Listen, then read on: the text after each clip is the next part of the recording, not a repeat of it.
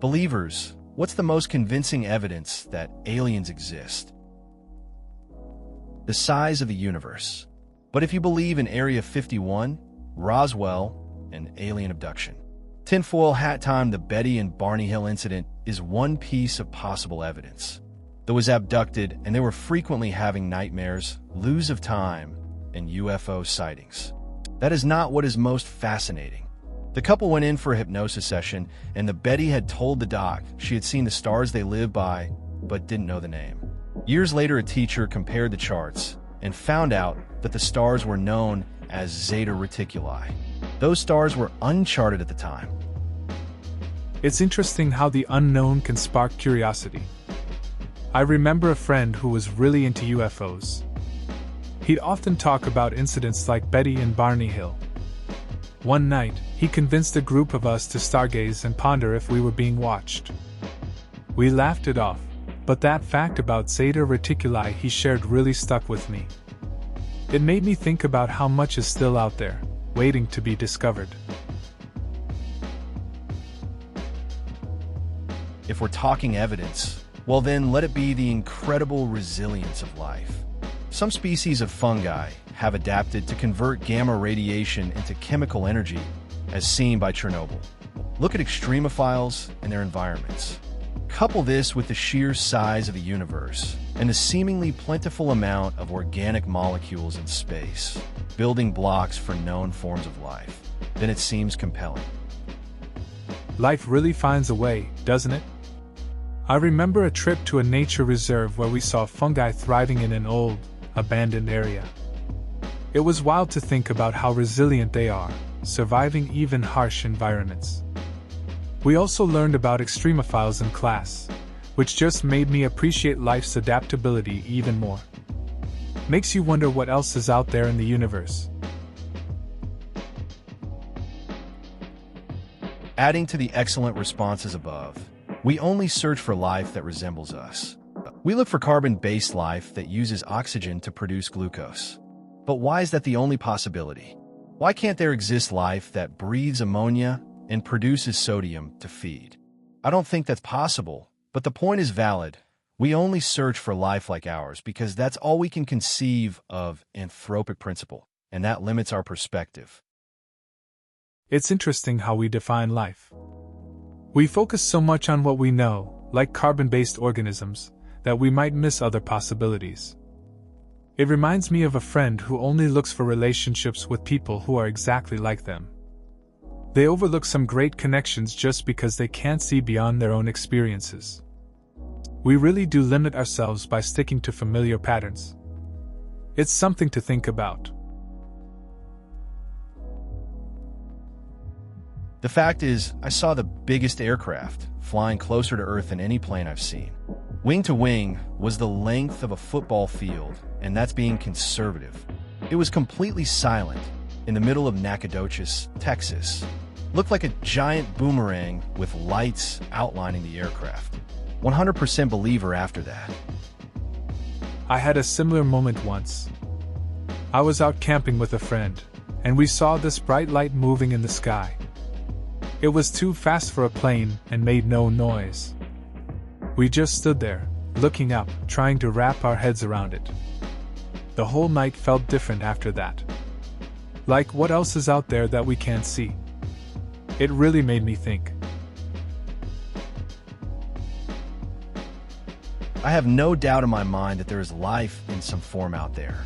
The sheer size of the universe and how old it is the biggest reason. And who said they have to be around the same time as we are? They could have one extinct long before we even came around. Or we could be the first, and no others have come since we have come around. Or there are aliens out there right now, but we don't know because we are so unadvanced and we can only see old versions of planets. And maybe they aren't advanced, or they are on the other end of the universe. Not that it really is ends, or maybe they're just single-cell organisms, or just plants or regular animals. Who's to say they're smart like humans? I see no evidence that there isn't, hasn't, or won't be aliens. We just haven't, and I doubt we will see them. I get the whole idea about life beyond Earth.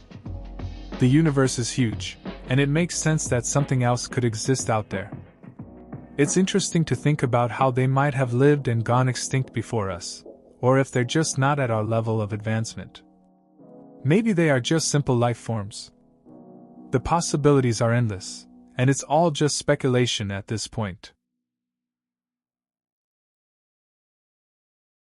Well, like many people are saying, the size of the universe makes it very likely that there could be life in the strange stories and accounts of people now and in the past. But sometimes I wonder if maybe the aliens have no way to communicate with us. They could have different types of senses. Or maybe they're a whole different size. They could be absolutely huge giants or tiny creatures. Maybe they can't fit on Earth because of their size, and that's why they haven't contacted us. I remember discussing this with a friend. We both agreed that the universe is so vast that it's hard to imagine we're the only ones here. He mentioned how funny it would be if aliens were just too big or too small to interact with us. We laughed about the idea of a giant alien trying to squeeze into a spacecraft. It makes you think about the nature of life beyond Earth. The statistical probability of the chance that there are other life forms beyond our little blue dot. Also, just because they aren't carbon-based doesn't mean they aren't aliens. What if the aliens were made out of pure energy and were invisible to us? What if they were silicon-based life forms? What if they were the size of atoms? There are so many possibilities that statistically, the cosmic dice can only roll so many times before they're bound to have some repeats. It's kind of wild to think about life beyond Earth. One time, my friend and I were just hanging out, talking about aliens. We got deep into the idea that life could be so different from what we know. Like, what if they were completely invisible to us, or made of something we can't even see? It kind of makes you wonder about all the possibilities in the universe. I will also note at this point that I have never met an astronomer who has seen a UFO, and no one stares at the sky more than us and would love to know aliens exist more than us. We devote our lives to this question. Further, there are now surveys of the night sky that happen every night to find all sorts of things, asteroids and comets, sure, but also all sorts of other optical and radio signals. The asteroid surveys can now catch rocks the size of truck as they whiz past Earth. You're not going to hide a spaceship roaming around our skies. This makes so much sense it's foolish. It's interesting how passionate astronomers are about finding something unusual in the sky. It's like they're always on the lookout for something extraordinary. My friend who studies astrophysics says the same thing. He spends nights with telescopes, and despite his passion, he hasn't seen anything out of the ordinary. Just everyday stars and planets. It really puts into perspective how unlikely UFOs are, no matter how much we want to believe in them. Playing devil's advocate here, but since we are only sample to get data from, we don't know what the probability of life starting is. It could be such an impossibly small possibility, perhaps even smaller chance than there are planets capable of supporting life in the universe. I hope that makes sense, i.e., let's say chances of life starting are 1 in a trillion, and there are exactly 1 trillion planets. We would be the one planet with life. Obviously, this is way oversimplified, but I think it gets my point across a bit better. It's interesting to think about, really. If you consider how many planets there are, the odds of us being the only one with life might actually be pretty small.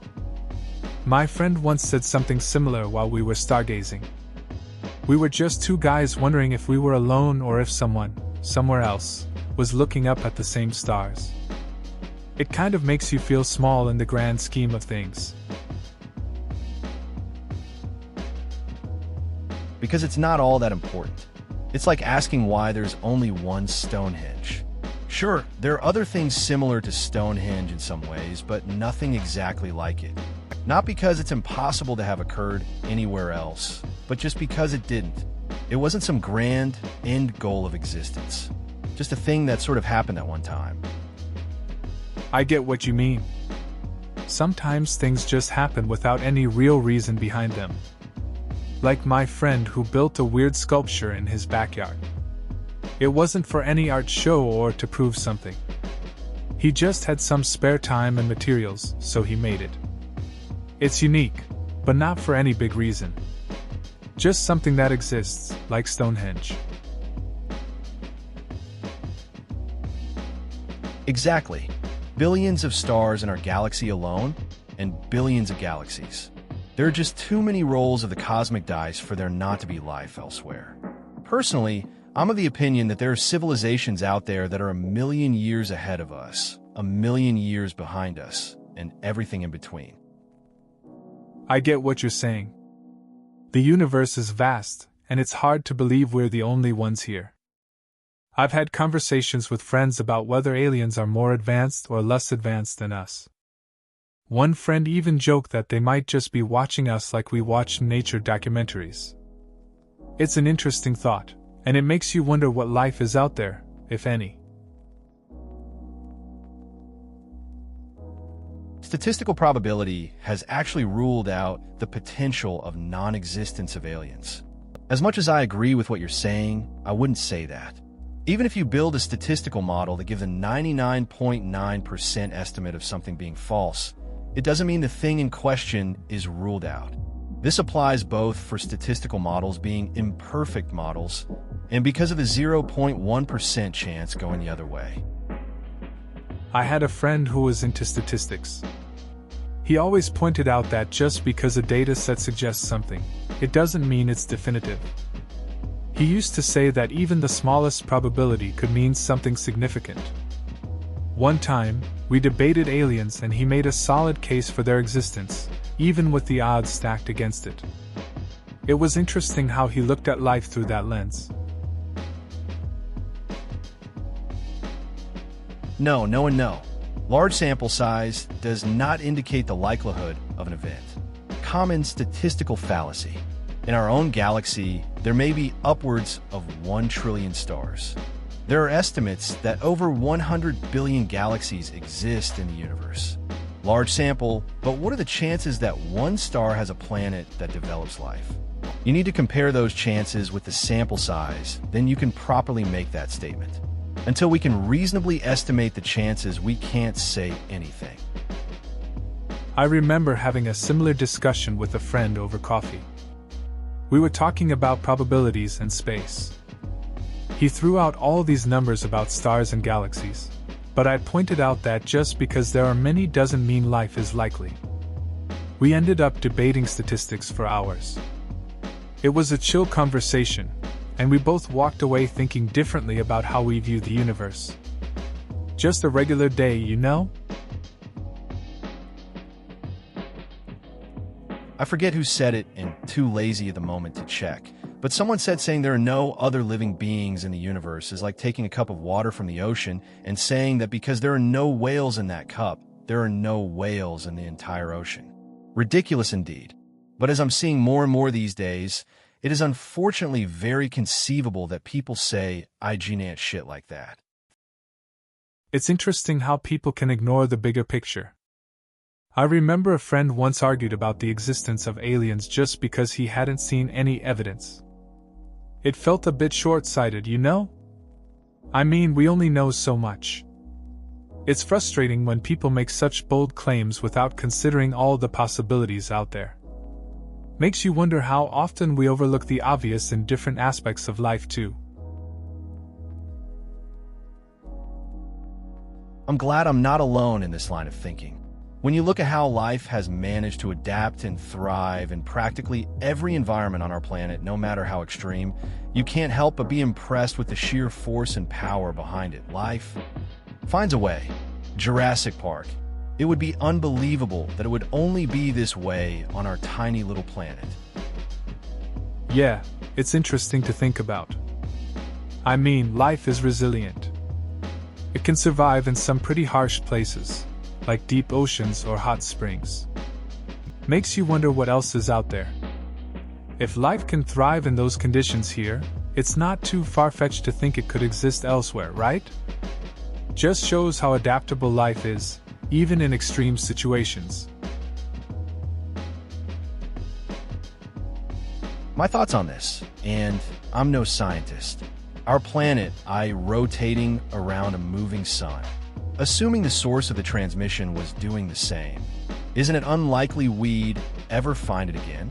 I mean, everything would have had to align so perfectly in order to just get those 72 seconds, right? Also, the senders would be long dead by now. Maybe an SOS from a dying society? The whole thing is amazing and gives me chills. Thanks for linking me to this. It's interesting to think about how small we are in the universe. The idea that we might receive a signal from a long-gone civilization is kind of haunting. All that effort to reach out, and time just moves on. Those 72 seconds might just be a fleeting moment, lost in the vastness of space. It makes you wonder how many stories are out there that we'll never know about. Thanks for sharing this thought. Thanks for this. I wish it was higher, though. Many people think of extraterrestrial life as a sort of humanoid-like beings inhabiting planets in the universe. But this article was pretty interesting, and it shows that life outside Earth could have happened, albeit less spectacular as we like to think. Do you happen to have a link for larger pictures? I want to see them in detail, but they're hosted on Pinit, and Atches is behind a login wall. Edit. Forget about the larger pictures. I was able to see them through the Open and New tab option. This reminds me of a time when I spent hours researching space and alien life. I found some cool articles that shared theories about life forms we can't even imagine. It's fascinating how we picture aliens mainly as humanoids. When I finally stumbled upon a site with bizarre life forms, it hit me that the universe is probably full of surprises, just waiting for us to discover them. The phenomenon of UFOs is real. I know that there are scientific organizations which study the problem. It must be treated seriously. Soviet President Mikhail Gorbachev, why does that mean anything at all? Someone is studying it, so it's obviously real? People study crazy ideas all the time. That doesn't mean they should all be treated seriously. I'm on the side of the believers that there are other life forms out there somewhere in the universe, but I definitely wouldn't use that quote to provide confidence in the idea. It's interesting how quotes can be taken in different ways. Gorbachev's point does highlight that there are serious efforts to study UFOs. But you're right, just because something is studied doesn't make it credible. There are lots of wild theories out there.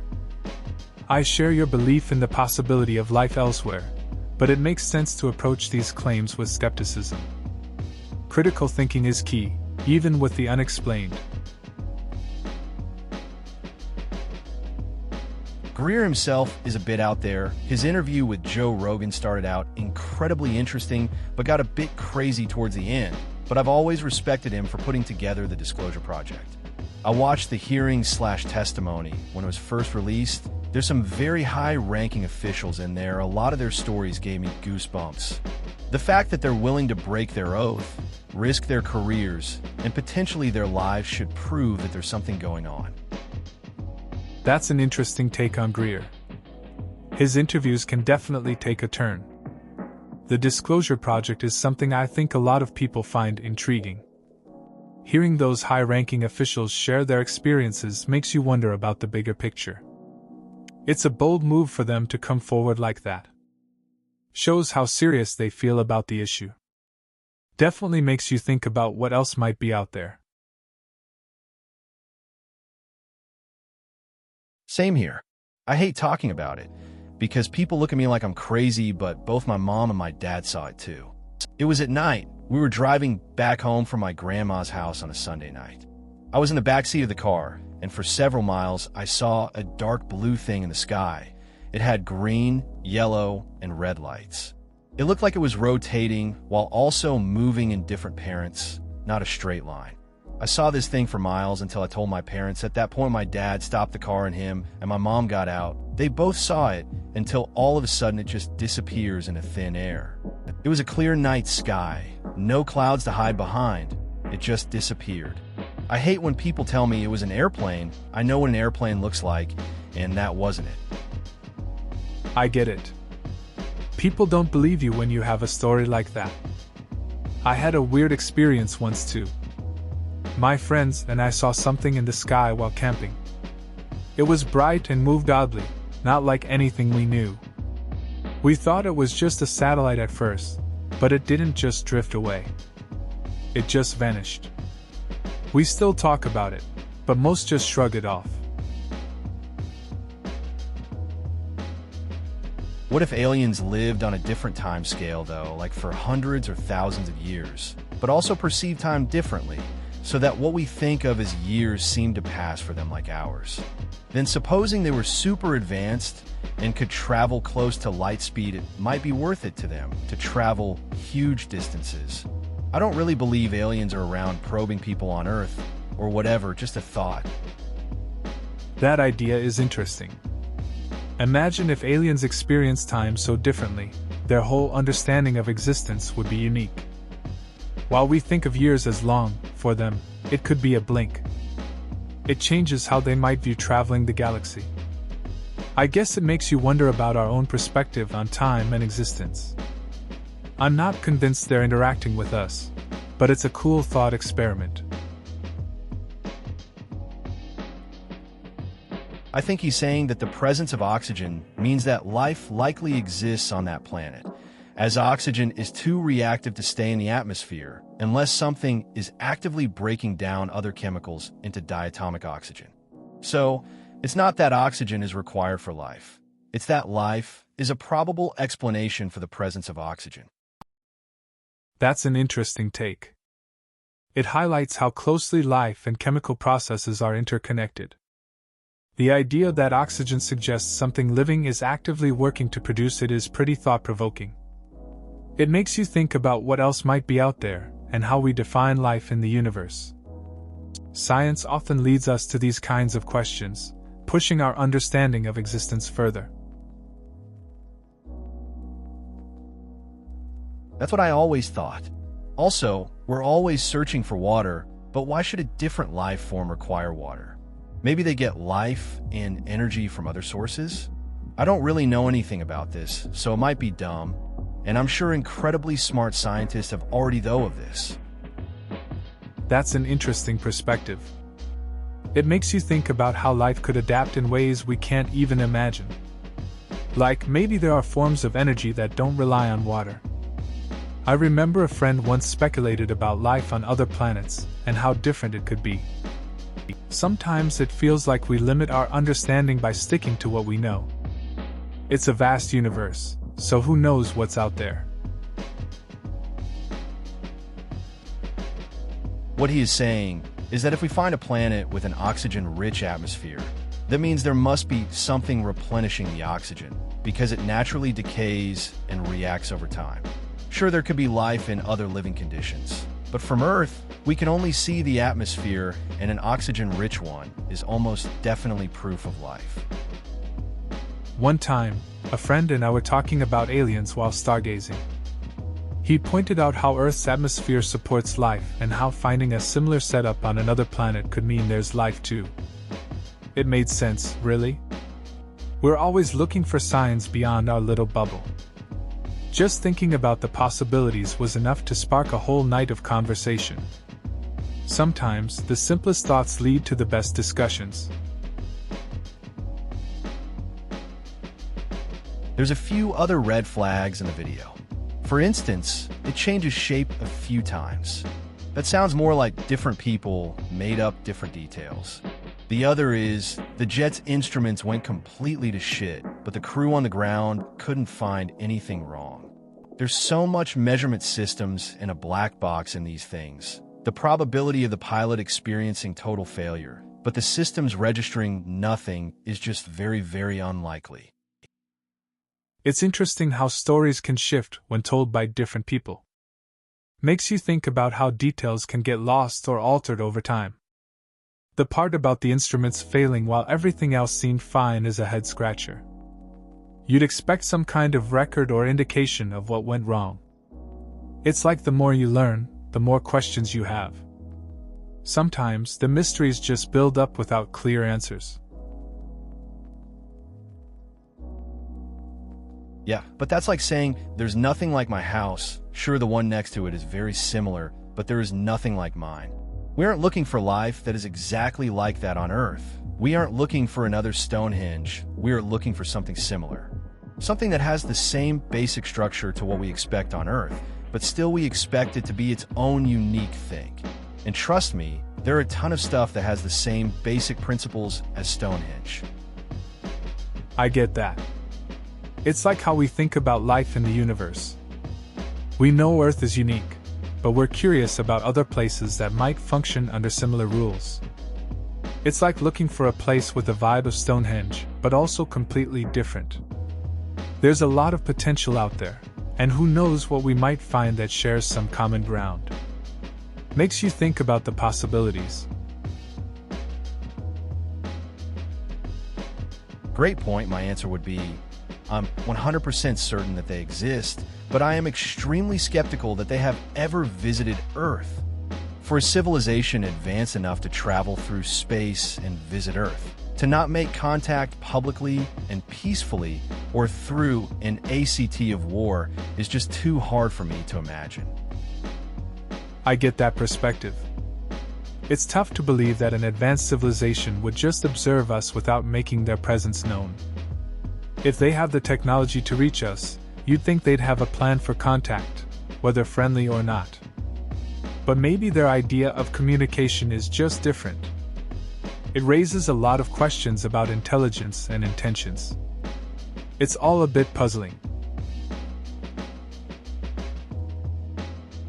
I haven't actually been taught statistics, but I'm pretty sure that when a probability becomes unlikely enough, it becomes considered negligible, not worth considering. Like the likelihood of me being able to walk through a wall. Statistically possible, but does anyone ever walk through a wall? I think you are underestimating how small the probability of there not being life is, assuming our understanding of how it starts is correct. I get what you're saying about probabilities. It reminds me of a friend who once believed he could hit a half-court shot every time. He practiced a lot, but the reality is, the odds were totally against him. He got really frustrated when he missed. Sometimes, we have to accept that certain things, no matter how possible they seem, just aren't going to happen. Life's like that too. See, where this falls apart for me is we still don't know for sure how life on Earth started in the first place. The most recent prevailing theories even suggest that life could have even started on another planet and was seeded to Earth. For all we know, life existing at all is a statistical improbability, even when you consider all the other stars/planets out there. It's wild to think about, really. Like, we just go about our lives without knowing how it all began. It feels strange to think that the life we know could have originated somewhere else entirely. Makes you wonder about all those planets out there and the possibilities. Just goes to show how little we actually understand about our own existence. Life itself feels like a bit of a cosmic fluke. Same. That life exists on another planet seems inevitable to me. We think life could exist on others' planets in our own solar system. There's no doubt in my mind that the universe is teeming with life. Now, whether it's made it to the self-aware status that we have, I don't know. I don't know that we can ever know either. So I'm not sure if that counts as aliens. But I do think life exists on other planets.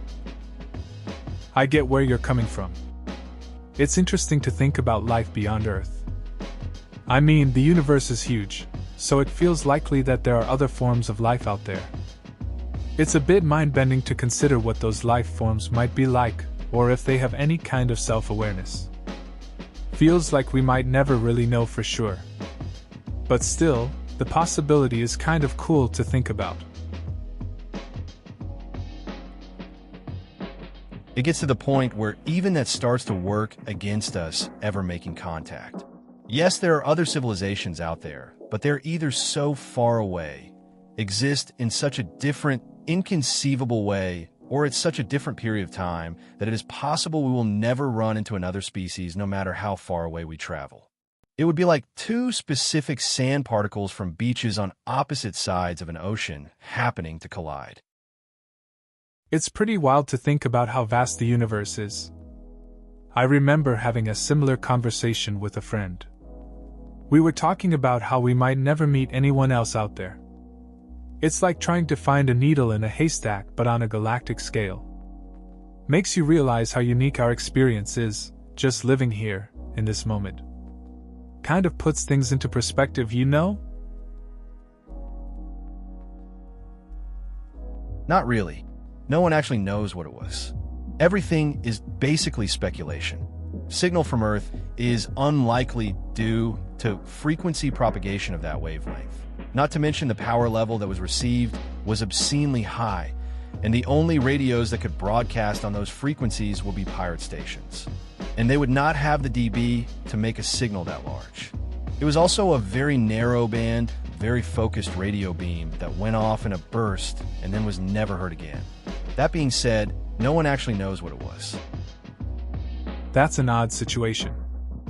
It's interesting how sometimes things happen that nobody can explain. A big signal comes in and then just disappears, leaving everyone guessing. Makes you think about what else might be out there that we just don't understand yet. The way people jump to conclusions is kind of funny too. But in the end, it's kind of just a mystery. Since I don't see a reply from Opie, I'll tell you my seeing a UFO story.